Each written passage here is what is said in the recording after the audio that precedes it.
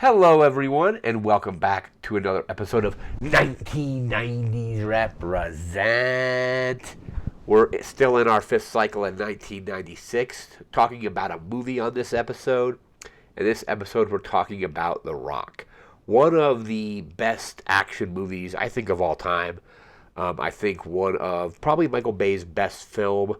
It's an excellent Sean Connery film, an excellent Nicolas Cage film. The cast in this movie is amazing. This is just an action masterpiece from start to finish. Absolutely love it. Ended up buying it on Amazon Prime. I think it was like $4. It was on sale, so I picked it up digitally, and that's where I watched it for this most recent rewatch. I didn't see it initially when it came out. I think I rented it came out on I think VHS in like 1997, and that's when I first saw it. And then saw it in theaters. I think was one of the last movies I saw in theaters in 2020 before everything got shut down. Saw it at like a midnight showing. It was just an awesome time. I've always had a blast with this movie. There's just amazing quotes. The action's incredible. We have some notes here. We're going to get to that, and then we will discuss the plot and everything else. So let me just open this up here. There we go, The Rock. So first released June 7th, 1996. Let's see here. Like I said, the cast is incredible. I'm actually just going to bring the cast up here really quick so we can just go through the casting here. So we have Sean Connery, excellent role for him. Nicolas Cage was great in this. Ed Harris, amazing in this film. Michael Biehn is in this from Terminator and Aliens fame. William Forsythe is in this. John C. McGinley, who's I think like in obviously Office Space, in Point Break, films like that. You have Tony Todd, he's great in the movie, and then you have who was it? There was another John Spencer's in this.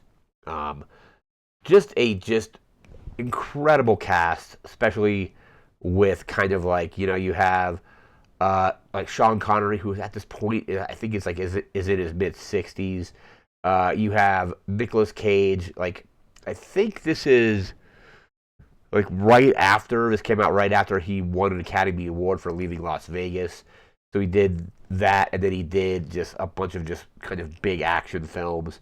Ed Harris at that point had done like Apollo 13, The Abyss, just a bunch of really good films as well. This is one of my favorite Ed Harris roles as well because he essentially is the villain of the film.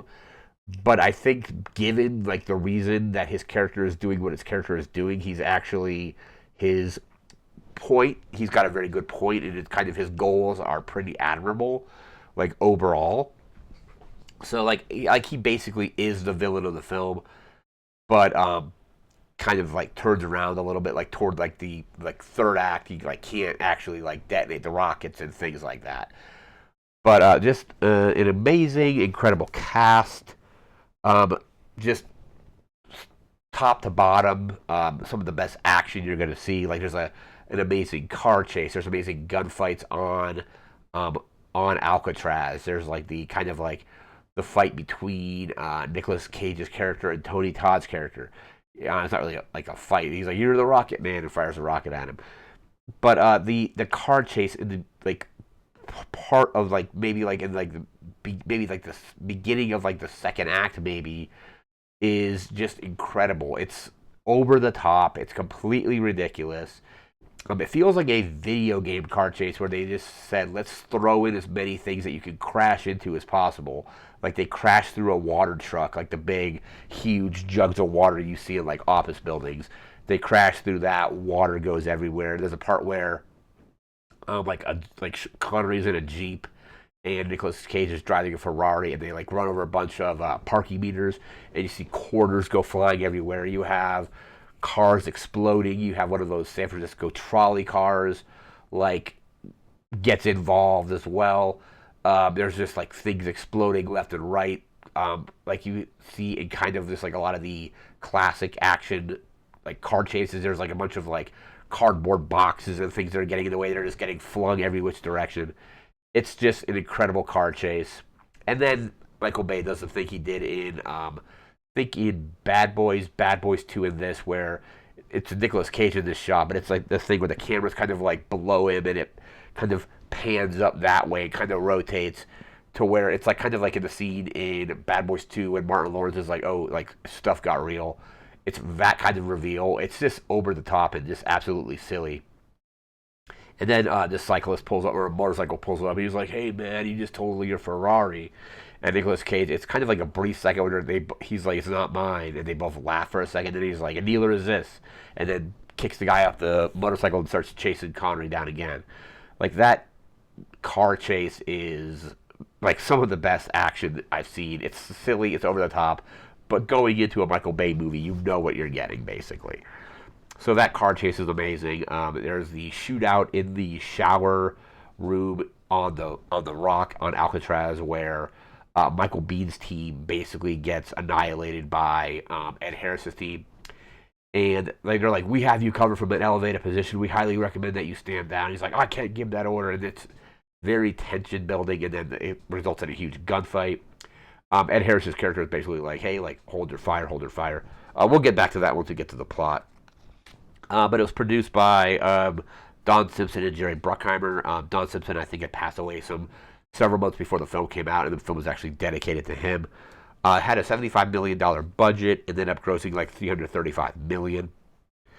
They filmed it on location at Alcatraz, so they actually had to accommodate tour groups while they were filming. So, like basically like filming it at certain times of day, certain like areas of the island, because it is a national park that you can just go to. So they had to kind of like work around the park being open. Apparently, when Womack is being dangled off of the hotel balcony by Connery, he's got like I think it's like a clothing line or something ties around his hand and dangles him off. That actually they actually filmed that on location, and apparently the hotel that was being filmed at got a bunch of calls from like people on the street saying like, "Hey, there's a guy dangling off of the like the building, that balcony over there," and that was obviously all part of the film. Um, what do we have here? Apparently, there was tensions between Michael Bay and I think it was produced by like one of Walt Disney's like other like film like brands. But apparently, there was some issues between Michael Bay and Walt Disney, and there's apparently a scene or a part when this thing is happening where Sean Connery, I think, was dressed, from what I was reading, dressed in golfing attire, ready to go golfing or something. And he was asking Michael Bay where he was going, and Michael Bay's like, "Oh, I got to go talk to the executives." And Connery asked if he could go to this meeting with him. And apparently during that meeting, Sean Connery kind of like stood up for Michael Bay. He's like, "Hey, he's doing a good job," like, and then kind of like just like let him work, and that got Disney kind of off Bay's back basically. The score I think was Hans Zimmer, but also it feels like almost like a Metal Gear Solid soundtrack. And when I was doing my research for this, Harry Gregson Williams actually was like involved in the soundtrack as well, who did a bunch of the music for I think Metal Gear Solid 2, Metal Gear Solid 3. Don't know if he did anything else for those games. But we have here.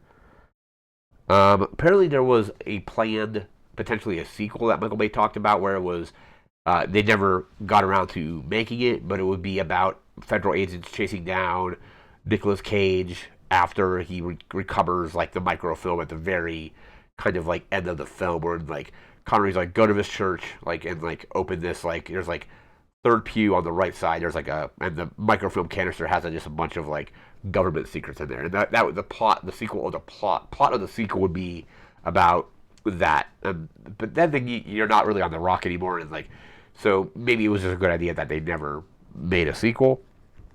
Apparently, the depictions of this film were used. I think it was in a British military or intelligence report about the Iraqi chemical weapons program, and apparently they were describing kind of stuff that was seen in the Rock in this report. I had to do some more. I don't exactly know exactly what was going on with it, but they were describing chemical weapons being in these glass balls, these glass jars, kind of like the green VX gas balls in this movie. But I think one of the writers was like, "Well, this is ridiculous because like actual chemical weapons aren't stored like that. It's like usually like they're like, we made up this thing for the movie to kind of like just like visualize what this stuff looks like, because in the movie it's these green balls that once they explode on the ground, they just like send gas everywhere. Um, but that is going to do it for that part of the video. Now we're going to get into our plot here for this film. And again, this is just one of my favorite action films. I think it's easily Michael Bay's best movie. Because after this, we did what we got Bad Boys 2, which I think is good. It's just a little bit too long, in my opinion. Then the Transformers films, which are like the first one was okay, the second one I thought was awful, the third was okay, and I don't think I saw any of the other, like any of the Mark Wahlberg ones. Pain and Gain I think is good. I actually really liked Ambulance. Thought that was a decent one as well. But I think The Rock is clearly, in my opinion, his best film for Michael Bay directed films anyway. But onto the plot of the film. The plot starts off with basically Ed Harris's character um, going to, I think it's like a wife's grave. He's like, don't think any less of me for what I'm about to do. And they basically go to a chemical weapons storage facility and they steal a bunch of VX gas rockets. And one of the balls falls off at one point. They seal the room and like one guy dies due to the gas, the VX gas.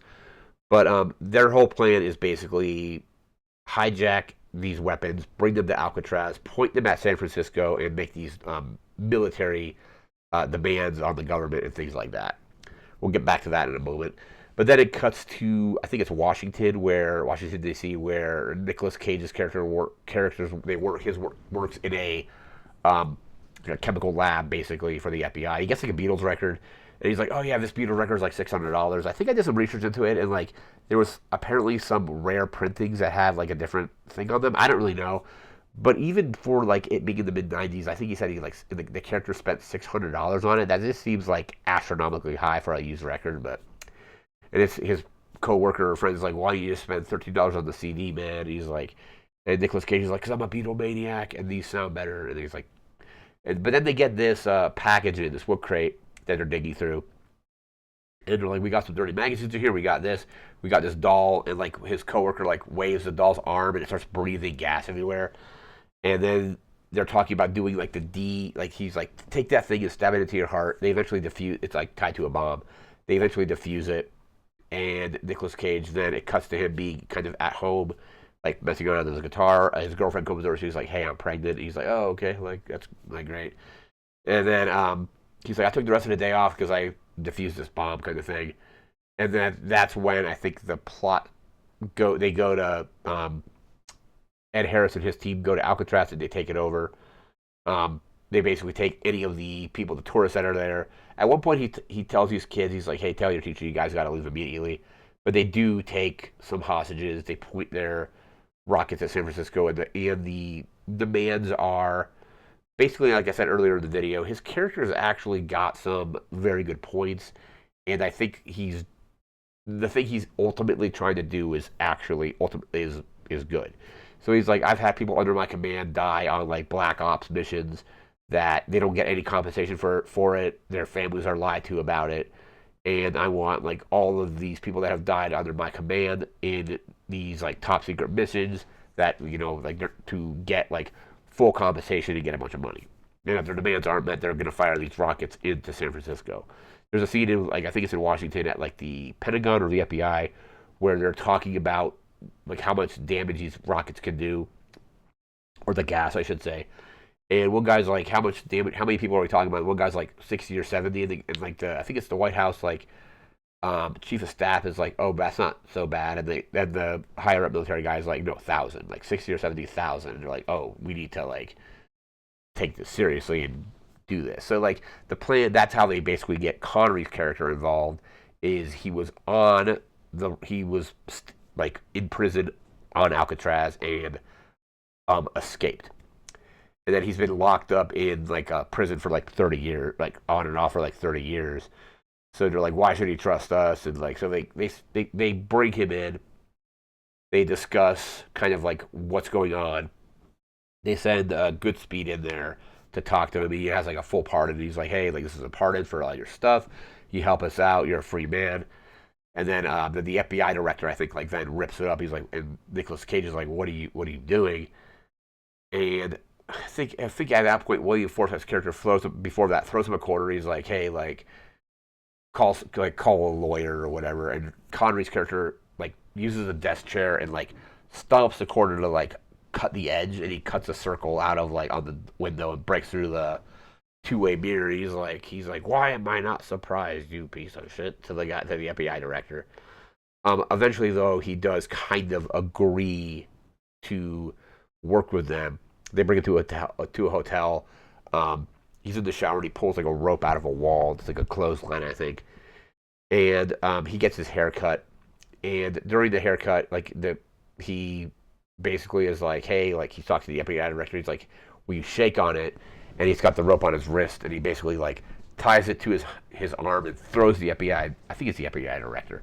Throws Womack over the edge of the balcony, and he's like, I'll drop him if you don't guys do this. If you don't like do this, and then that's when that huge.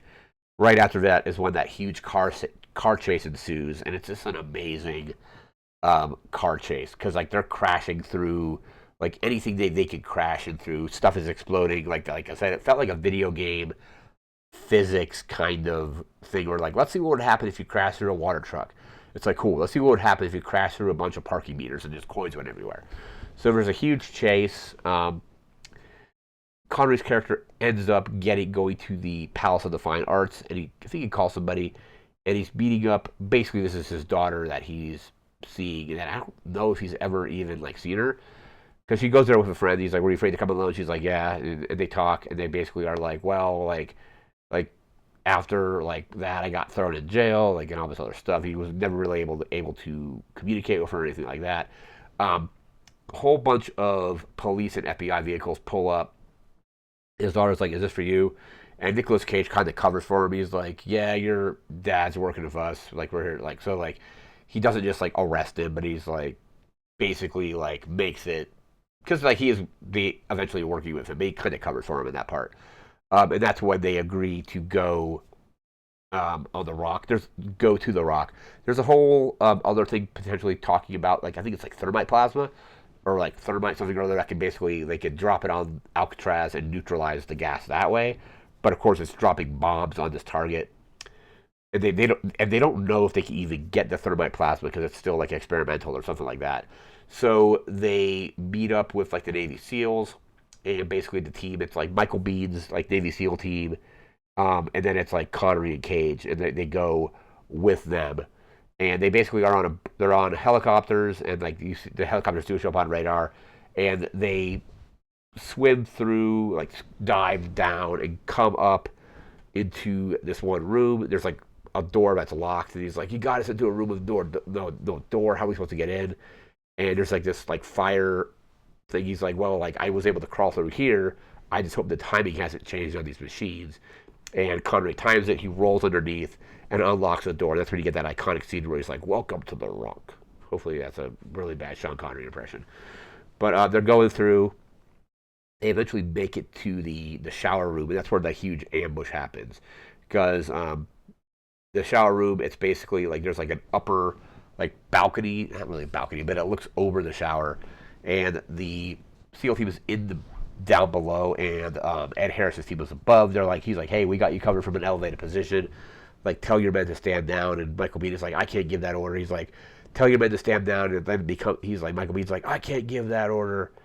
And then basically a huge firefight ensues. I think Ed Harris actually tries to stop it at some point because there's a few shots are fired, and he's like, hold your fire." They don't, and the entire SEAL team basically just gets annihilated. I think Connery and Cage are still kind of like below that at the time, and then they end up going through. It looks like a minecart area underneath the prison. So there's like a huge scene where there's a huge fight, or huge like shootout under there. Like Connery like throws like some like lighter fluid on a guy, lights him on fire. Anyhow, they both escape again.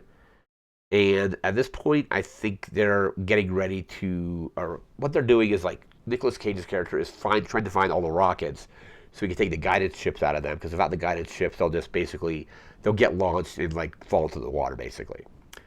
So but the villains still have some functional rockets, and Nicolas Cage is trying to find the rest of the rockets. They do aim a rocket at a football game. Ed Harris does, and they fire it. However, he puts in some commands that basically like change the path of it because he still can't bring himself to actually like release like these weapons on actual people. Like basically like he's kind of bluffing to just to get the thing that he wants, which like I said earlier, it's an admirable thing because he's trying to get just money for the Marines' families that have died on these missions that are basically like they get completely disavowed and like or get completely forgotten about. But they divert the rocket. Tony Todd and I think the other I forget the other character's name, but it's like Tony Todd and one other guy are kind of more gung ho on just killing everybody. Tony Todd's like got like some excellent like scenes in this film, but that's at one point all the villains kind of like before that Connery kind of turns himself over to Ed Harris's character. They're talking about the like what's going on and stuff like that. And Nicolas Cage is still out there trying to find the rest of these rockets. But at one point, there's a Mexican like standoff between Ed Harris and his like right hand man, Tony Todd, and then like the other like person that was working with him. And Ed Harris's character ends up getting killed. And then he does finally reveal the final location of the rocket. They're like, hey, it's in the lower lighthouse. And one thing I liked that I didn't notice it the first time I saw the movie. Sorry, excuse me. There's a scene where Nicolas Cage's character is making out with his girlfriend, and Rocket Man is playing. It's kind of very low on the sound mix, so it's kind of like it's in the background, but that leads into the Elton John joke because it's one of the best. This is one of the best scenes of the film because Tony Todd answers Nicolas Cage's question with the same question. Because at one point Nicolas Cage is holding up the gas canister, like with like all like the little like the green balls of the VX gas, and Tony Todd's like all threatening him with like a knife, and he's like Nicolas Cage is like, you know how this shit works. He's holding it up like that, and then Tony Todd immediately after that like pulls his knife out. He's like, you know how this shit works. So like pulls a knife out, and he's like, come on, come on. And he's like, I don't need the gun. I'll set it down. And he's like. And then he talks to me. He's like, hey, I think we got off on the wrong foot. Like, let's talk music. Do you like the Elton John song Rocket Man? And Tony Todd's character is like, I don't like soft ass shit. It's just a classic scene. And then like, because Tony Todd is basically standing in front of one of these rockets, and Nicolas Cage is like, well, you're it. It's you. You're the Rocket Man. And he fires the rocket, and it doesn't have anything in it because Nicolas Cage has already taken the gas out. So it basically just like throws Tony Todd out the window, and that character is out. And then Nicolas Cage has a great comeback with it after he's like, you like how that shit works? Just a classic line there. But Nicolas Cage finally completes getting all of the ships destroyed. And the White House at this point has approved an airstrike on Alcatraz with the thermite plasma. There was something said earlier in the film. They're like, hey, like once you finish the mission, pop your like flares for green smoke. If we got green smoke, we could call off any kind of like airstrike. But so the airstrike is already approved. They're basically there. Nicolas Cage at one point like sticks a VX ball into a guy's mouth, and he's like, and then like the guy chomps on it and basically like dies to getting hit with this gas. And Nicolas Cage actually has to use the huge syringe in his chest, almost like kind of like in the style of Pulp Fiction, to not get the effects of the gas. But then after that, I think I don't know if he deals with Tony Todd before or after that. But after he's done with his mission, he's kind of injured, so he's popping the flares. It's like the classic scene where he's like on his knees holding the flares up, and the green smoke is going off. And there's people on the shore in San Francisco that have this huge like telescope. They're like, green smoke, we got green smoke. They're like, abort the airstrike. But like right when that says it, the guy actually drops bombs. He's like, I already just released the bombs. So it's like, oh man. So they drop the bombs. It blows up, but I think like Nicolas Cage got flung into the water, and Connery recovers him, and then they get picked up, and he's like, "I was thinking like I'm going to go to Maui." He's like, "No, forget Maui." That's right. Excuse me. You want to go to like this church and go to like this pew and get it's on like a hollow leg. Because basically like Connery's character got thrown in prison for having this microfilm that he hid that had a whole bunch of like just classified top secret government information in there, like who shot JFK. It had information about like Roswell, just stuff that the government did not want getting out. So that's kind of why his character was thrown in jail for as long as he was. But after that, everybody gets rescued. I think Sean Connery's character kind of just disappears. And then at the end of the film, they go to the church, and you see somebody chasing Nicolas Cage out of the church, and he's got like the film, and he's like pulls it open. He's like got like a little like magnifier to read the microfilm. He's like looking at it. He's like, "Hey, you want to know who shot JFK?" And that's kind of where the film ends. But just a brilliant action film. Like I said, easily Michael Bay's best film. One of my favorite films with Sean Connery. One of my favorite films with Nicolas Cage. They have just great chemistry together. The action is top notch. It's completely over the top and completely silly, but it's basically a perfect 90s action film. An excellent Michael Bay film. Michael Bay kind of polarizing depending on what kind of films you like, but I think some of his stuff that's more grounded in reality is still very entertaining, like The Rock or Bad Boys, Pain and Gain, films like that. Something like Transformers you can probably skip, but I would still highly recommend checking out some of his films, especially The Rock and Bad Boys, films like that.